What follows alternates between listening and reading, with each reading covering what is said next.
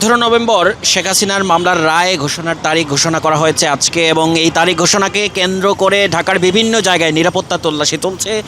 নিষিদ্ধ কার্যক্রম নিষিদ্ধ থাকা আওয়ামী লীগ লকডাউন ডেকেছে, সে কারণে রাজধানীতে যানবাহন চলাচলে কতটুকু প্রভাব পড়েছে এই মুহূর্তে দেখা যাচ্ছে।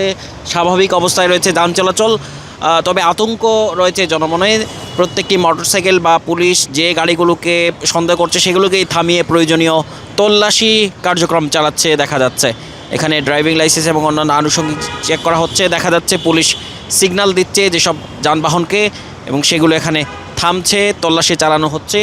শেখ হাসিনার মামলার রায়ের তারিখ ঘোষণা করা হয়েছে আজকে 17 নভেম্বর। সেই রায় ঘোষণা করা হবে মানবতা বিরোধী অপরাধের দায়েরকৃত মামলায়, এবং এই মামলার রায়ের দিনক্ষণ ঘোষণাকে কেন্দ্র করে কার্যক্রম নিষিদ্ধ থাকা আওয়ামী লীগের লকডাউনের এই মুহূর্তে ঢাকার পরিস্থিতি।